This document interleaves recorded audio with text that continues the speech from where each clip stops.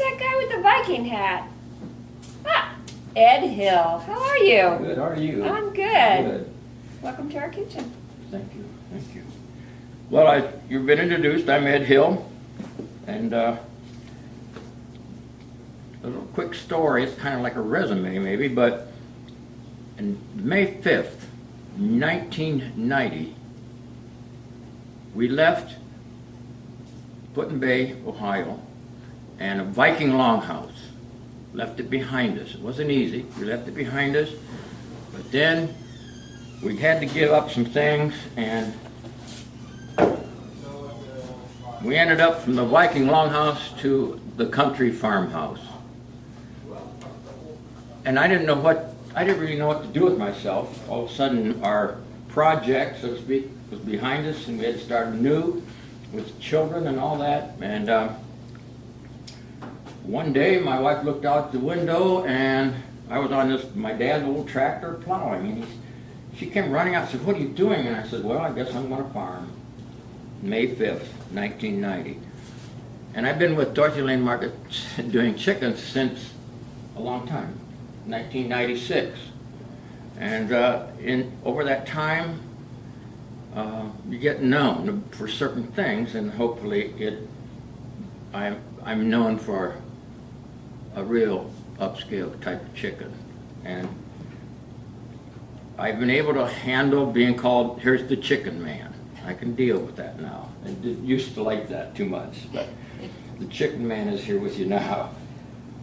I got started in this local growing thing with farmers market because Ann Heller wrote an article about me in 1991. I was researching, trying to figure out what to do with farming, and I was doing heirloom grains, so I was known for that, and so she introduced me to Wiggers and Garden Center. Boom, that started Joyce and I, that started our movement in the local growing movement, the farmers market. But we didn't really feel comfortable with that, but even though we did it a lot of years, we switched over to working with Dorothy Lane Market. It's really been a blessing since then. And so I want to talk about the difference, I guess it is, in our chickens. And to do that, I brought a very special bird today.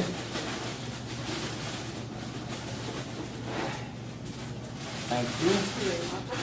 Believe it or not, this is always called a turkey, but it's not a turkey.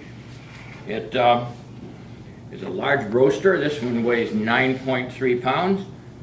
And this is kind of a specialty. They're difficult to raise. Jack wanted me to talk about grain, the feed. Nutritionally, for this chicken, it's fed the same thing as a small one, except as they get bigger, we cut back on the protein a little bit. So you need to know that these chickens are free from steroids and from growth stimulants, which is really the problem.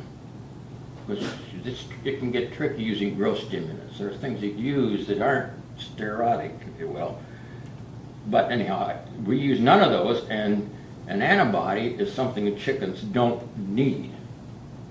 And only if they're sick. Well then, what are you going to do with that?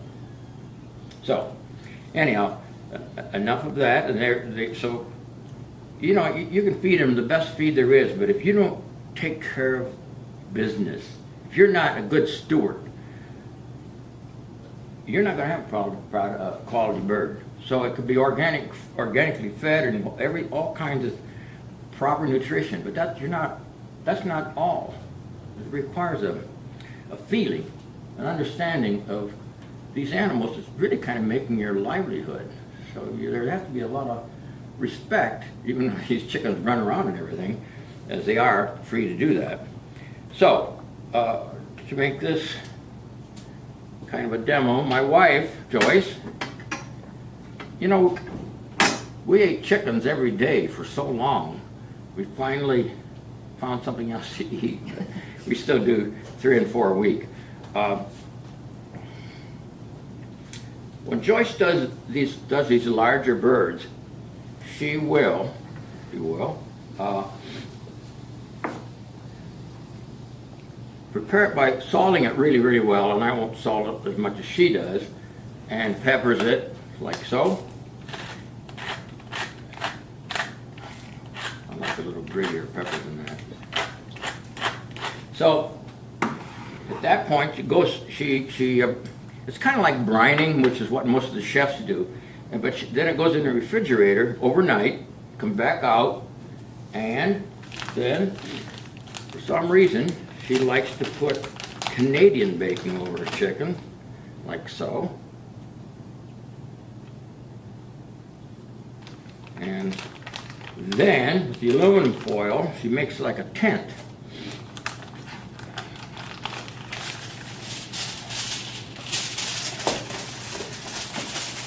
I didn't even notice until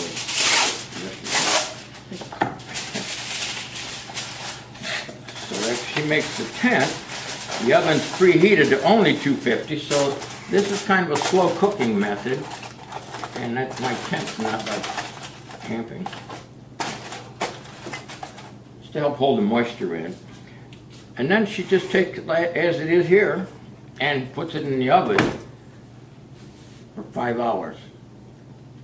At 250 for 5 hours. And that's quite a long time to have the chicken in the oven, and you have to be real careful you don't destroy the moisture that's in the breast. So this is a very special treat. It's not a turkey, it's a roasting chicken. It weighs 9 pounds. When the family got together at Christmas, we ate 3 of them. So 3 times, they were 8 pounds, 3 times 8 is 24. It's like a turkey, but far beyond. You have a lot more things you can do with it because it's fat and has a lot of broth and has a lot of gravy in it. So that is all. Thank you. You're welcome. So thank you everyone who's been patronizing us at Dorothy Lane Market. I'm very appreciative to this group of stores. They've been good to us, and hopefully we can be good to them. Thank you.